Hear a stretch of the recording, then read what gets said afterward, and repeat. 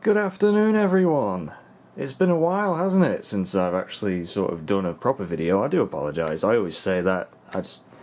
Where's the time? Anyway, I thought this video would primarily be my top 20 favourite films. So, yeah, I've been trying to think, oh, by the way, how cool is that Rise? I am so excited for this film. It is untrue. And I got my Batman Begins poster up there, and I got my Inception one up there, and some more Dark Knight Rises ones over there, so I'm happy. I've just finished work, by the way, so yeah, not really with it. I'm knackered, but what can you do? I got this issue of the Empire magazine as well, and oh my god. It's really good, I've read it, and great articles, but I bought it for the cover and the poster. Oh yeah. Anyone doubting Catwoman at all in this film? Anyone sort of still a bit dubious about it? I'm not. Anyway, just thought I'd show you that. And without further ado, let's start with my favourite films top 20. So first off we have Die Hard. Oh, Die Hard. It's such a good action film. And it basically made his career, old Brucey. The first one is my favourite. I like the third one next. I'm sure I've said this before. Then number 2 and number 4 kind of swap places, but number 1 is my favourite. Basically because of Alan Rickman as the bad guy, Hans Gruber. Just the way he speaks, the way he looks, and the way he acts. It was his first role as well, so that's cool.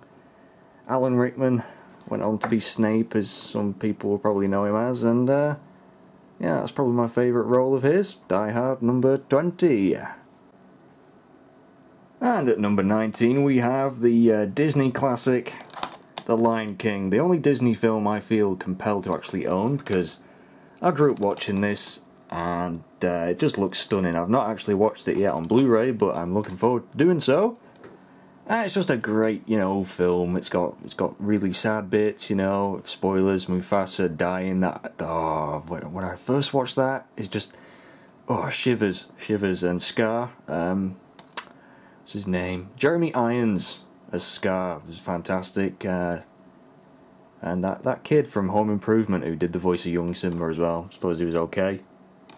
Great film. I'm not going to be saying much about these films. I'm just, this is my favourite top 20 list. So, yeah, The Lion King is number 19.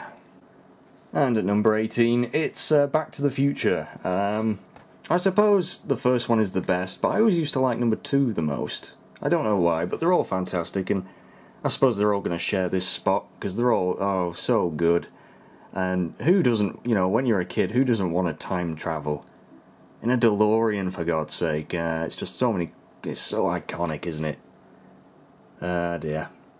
Yep, so that's number 18, Back to the Future. You gotta love the theme as well. Do do do do do do do do. Sorry. Anyway, so on to the next one.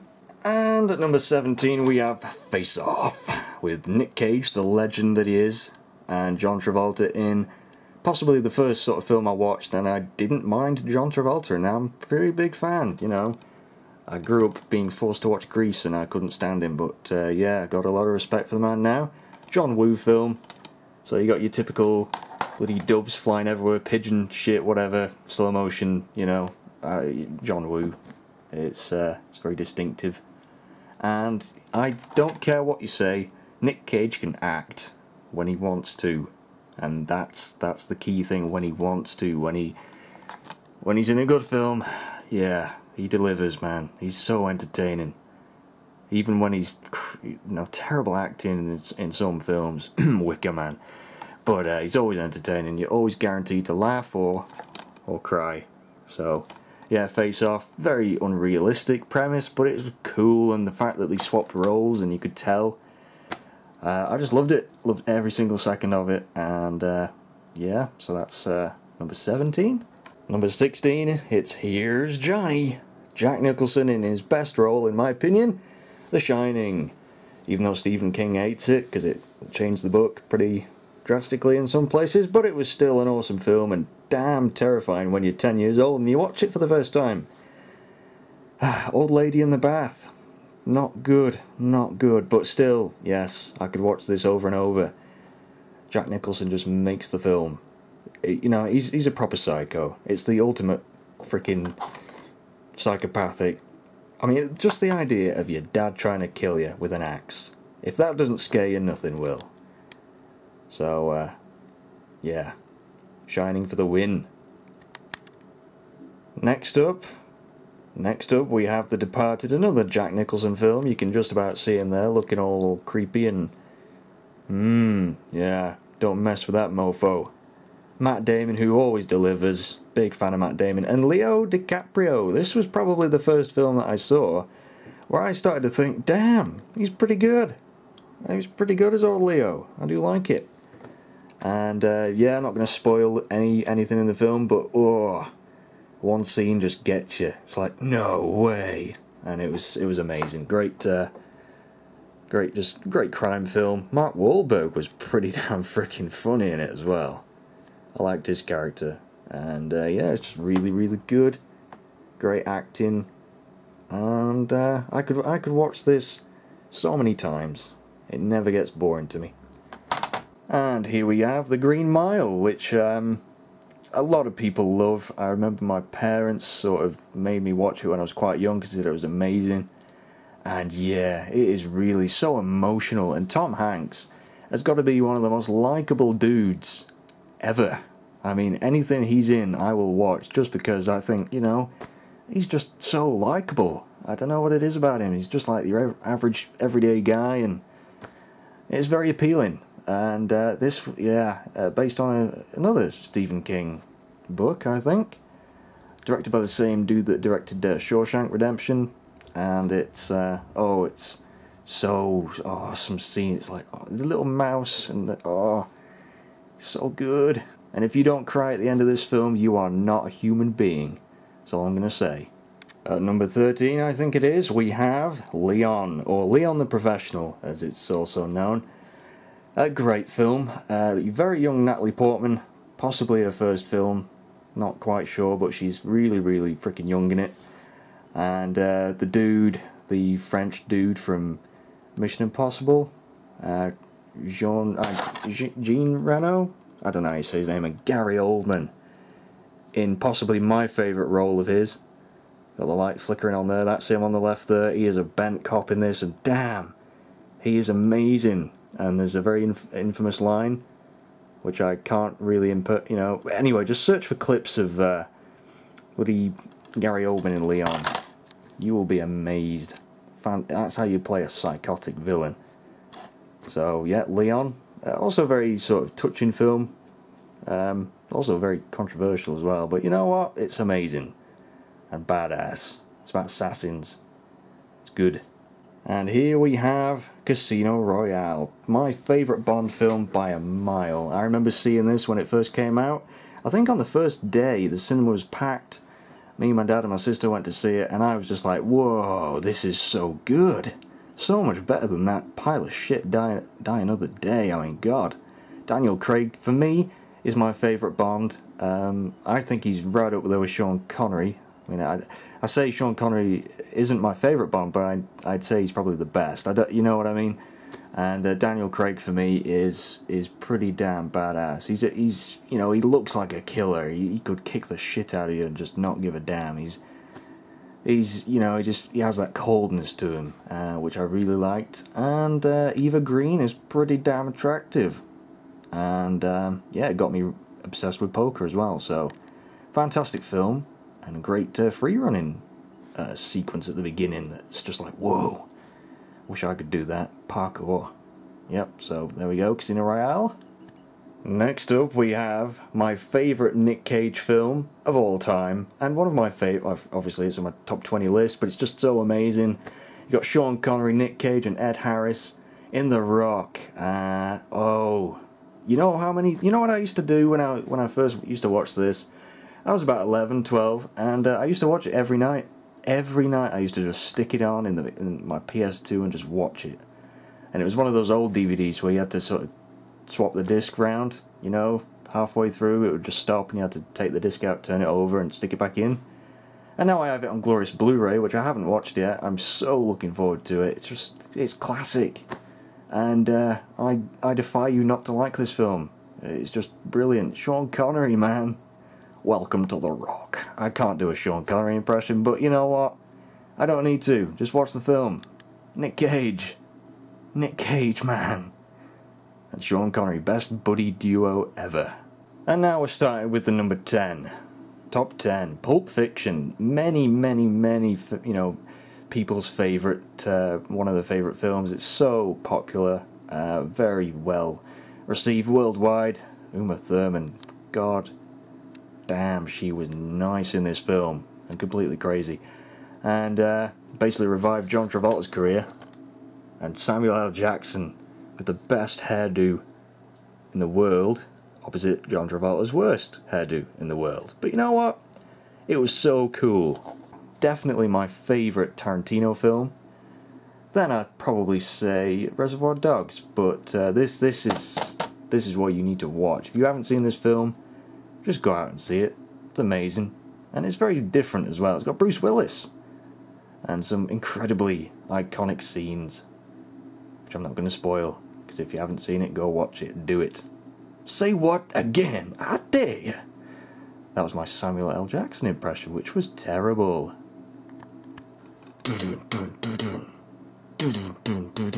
Yeah, that's my Terminator music.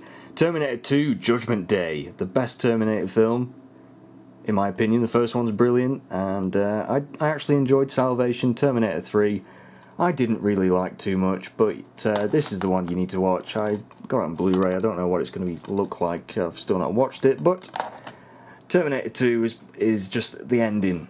The ending, you know, all I'm going to say is thumbs up. Hasta la vista, baby. It's just the perfect action film. James Cameron directed it. You know, he did the first one and Titanic and tons of other films. This is my favourite film of his. And I could watch this over and over. It's also one of those films that just seems to fly by, even though it's quite long. It just, I don't know, it keeps on going and you're like, you don't want it to end. Fantastic. Arnie is just so damn likeable in this film. It's unreal. And special effects, I must say, are still impressive to this day, even though it came out in 91. The damn year I was born. It still looks freaking amazing. Next up we have The Last Samurai, Tom Cruise. A fantastic film that I can watch over and over and over. Amazing soundtrack by Hans Zimmer. And just a great story to it as well. And Tom Cruise, I'm sorry, but if you're not a fan of Tom Cruise, you can't say the dude can't act. And I mean, just watch this film. He's amazing in it. I mean, the changes he goes through, character development. And I don't know, I've always been fascinated by samurais and, you know, chopping people's heads off. And, it's amazing. And some people think that The Last Samurai is referring to Tom Cruise as The Last Samurai, which is kind of, you know, I suppose it's easy to think that, but samurai's plural. It's the last group of samurai. It's not just like all about Tom Cruise, even though he's amazing. And he's looking dead serious there, like he's about to go battle people.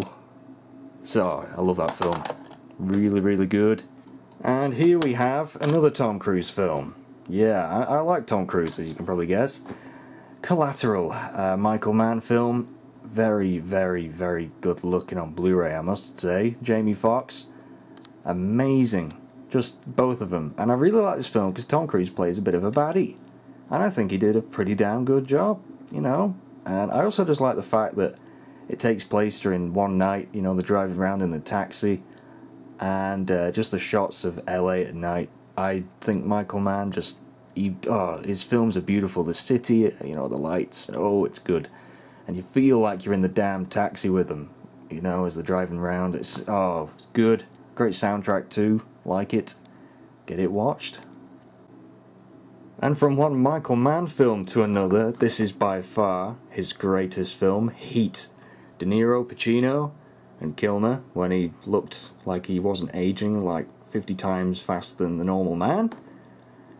I can't really say much about this film, other than it's just amazing. And like I say, LA, again, set in LA, beautifully shot, some great action scenes, and this heavily influenced my favourite film of all time. So, You can probably guess what that is, but anyway, Al Pacino is probably my favourite in the film.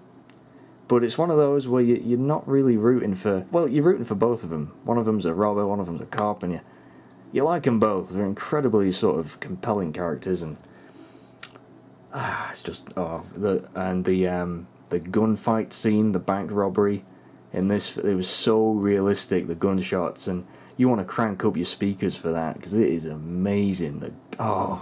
If you get off when you hear guns, you know, firing and shit like that, you will enjoy this. Possibly the greatest gunfight in any film I've seen, to be honest, but that's just me. I like it. And Gladiator starts out my top 5. Just an amazing, emotional, violent... I mean, the script itself is pretty basic, but it's just... Russell Crowe is so damn good in this, and you root for him. You want him to succeed, and Joaquin Phoenix, is that how you say his name? I don't know. As the evil sort of emperor, you just love to hate him. I'm sorry, but he is one of the creepiest fucking... you just want to punch him. You want to stab him. You want to, cut off his balls and feed it to... maybe that's just me, but... yeah, Gladiator. I mean, at the end of this film, another one that's a bit of a tearjerker. So damn epic. And the way they recreated the Colosseum was pretty damn impressive as well, the CGI. But, I mean, this came out in 2000 and it still looks damn amazing. Puts newer films to shame, I think, but there you go. Gladiator, and I'm not going to even imitate the iconic scenes. You've probably seen this. Who hasn't seen this? You know what I mean? Bomb!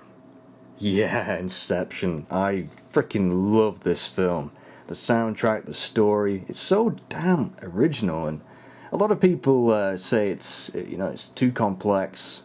Others say it's really not as clever as it makes out to be, but I found this so entertaining, and a little bit difficult to follow sometimes, but you know what? It all fits together, and it's Christopher Nolan, my favourite director, and Leo, and just a fantastic cast. Tom Hardy in this was amazing.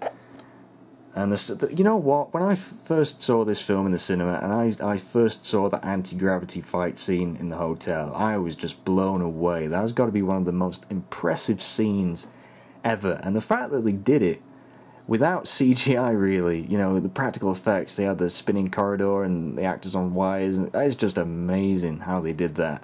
And the ending, a lot of people talk about it, and that's what makes a good film, a film that's talked about. A lot of you might not like the ending because it's not clear cut. That's all I'm going to say, but it gets you talking, and yeah, I just love it.